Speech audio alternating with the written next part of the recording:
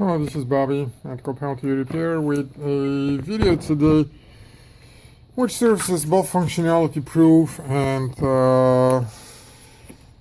101 for testing Toshiba power supply boards PK101V1490I and 1500I. Those are two different models for two different sizes, probably 32, 37 inch or something like that.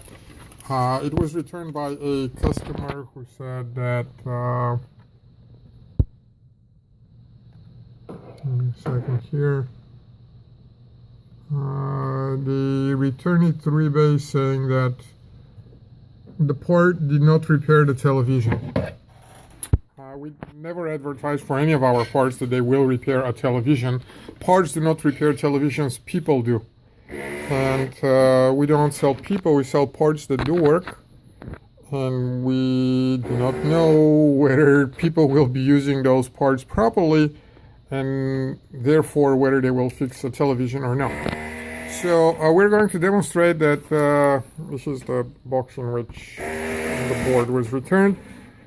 And customer P.Harkness. So we're going to demonstrate that this board is working fine. It is a fairly simple board. I'm sure we have similar videos for at least another model that I can think of. I have somewhere here on the desk. Yeah, sorry, that's how it looks. This is a board that, like all other power supply boards, does have a simple standby voltage. You will find it on this pin. This is the 5-volt standby. And also on the ACD pin, which is the third pin left to right, it will be pulling out 5 volts or around 5 volts anytime the board is connected to AC. This is a signal that is being used by the main board to provide emergency shutdown in case AC power is cut and the TV is about to shut down. It gets that signal instantly lowered. This is the meaning of ACD here, and as you will see, ACD is 5 volts. It shows -5 because my probes are reversed. So the voltage that we'll be measuring there will be negative, because my negative and my positive are reversed here on the device. As I explained in other videos, I do that on purpose.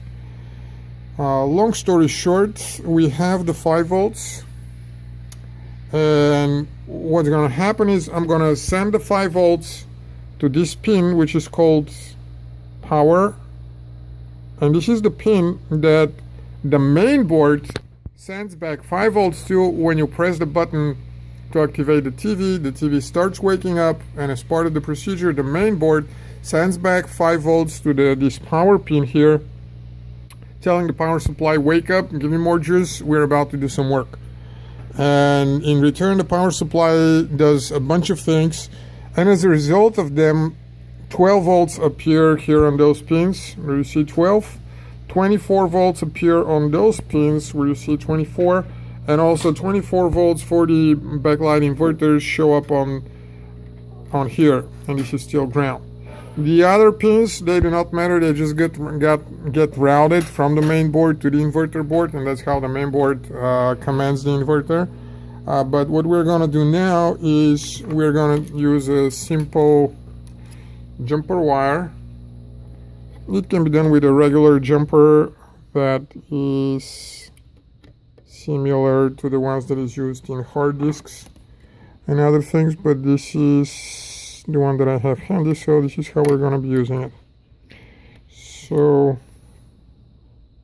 I'm jumping 5 volts, come on here, 5 volts to power. And the net result is I have the ground down. The net result of that is that I'll have 12 volts. And I'll also have 24 volts. And this is all this power supply board does. It is working. I believe that it did not fix the TV, as the customer claims, but I do not agree that we have to be paying the price for moving the board back and forth testing it here to make sure that it still works before we sell it to somebody else, hoping and believing that it is a working board.